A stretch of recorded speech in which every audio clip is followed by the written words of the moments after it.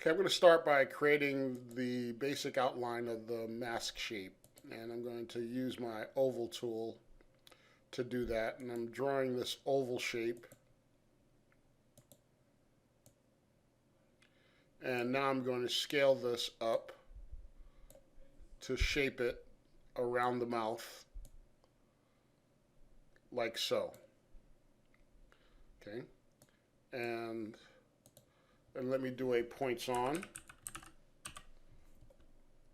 command, and I'm going to select these points right here, move them down sort of slightly right there to give it more of like an egg shape, where these are a little bit wider and that's a little bit narrower around the bridge of the nose.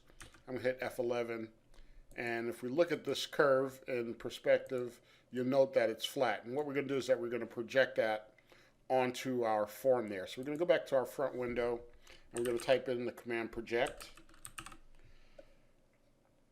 And we're going to select this poly surface as the object that it's going to project onto. And you note that when we do that, we get two curves. We get this curve that's along the front here, and we also get the one that is along the back. We only want the one that's along the front. And that basically defines the shape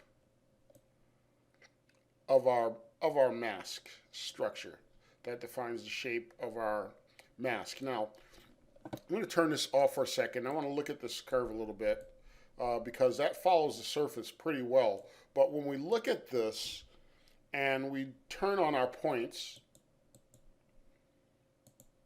you'll note that there are a lot of points that are in there. And those are points that are used to make it conform to that surface. And if we use that downstream, we're going to run into all kinds of problems because that's almost always very problematic when we do that. So what we're going to want to do is that we're going to want to take this object and we're going to want to do a rebuild.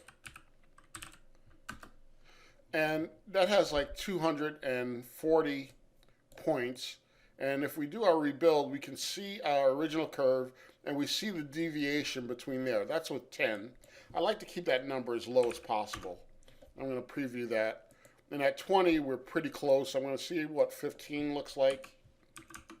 There's a little deviation there, but I think I can live with it because I like what's happening here. It's just right here, and we're going to adjust those points anyway. So I'm going to click on OK, so that now when I hit turn my points on again, you'll notice that we have a lot fewer points and they're properly parameterized. And when we turn on our surface, it conforms pretty closely to the surface that we're working with. Okay, so now what I want to do is that I want to turn this off.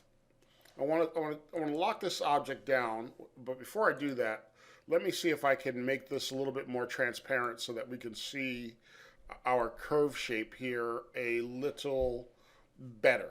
Okay, and so what I'm going to do, let me take a look at the display, and maybe if I were to go in and get rid of the surface isocurves, let me take a look there. That's a little better, you know, and I can look at that, and that helps out a lot better now that I worked on that. So you can use your display to do that. I'm going to turn those off because what I want to do now is that I want to take these off, and I want to use this to help to shape the curve a little bit better, so that you notice how that sits on the bridge of the nose a little better.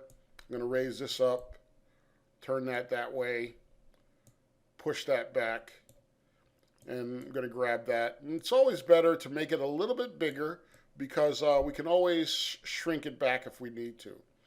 And we're going to come along here. I like the contour a lot better now of this surface, and we're going to make it even better as we go forward because I'm going to split the curve in half, and then we're going to really do a little work on it to get it parameterized properly along the face. So now I want to come over here, and I'm going to, now we can sort of shape this. And if I wanted to, I could go into my right window right here, and I'm going to go into my rendered view, uh, and I'm going to go into my right window,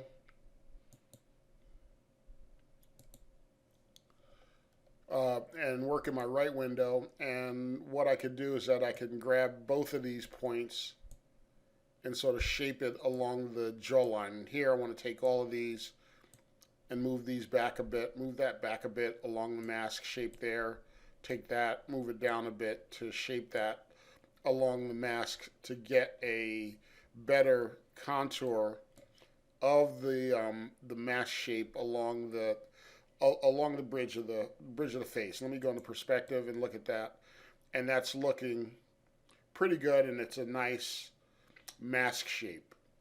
Okay, so now what I'd like to do is that I'm gonna stop this right now, and I'm going to go into my second phase of my curve editing, and I'm going to talk a little bit about why good curves yield good surfaces and some techniques that you can use to get um, good curves for your surfaces, so that you get nice clean curves.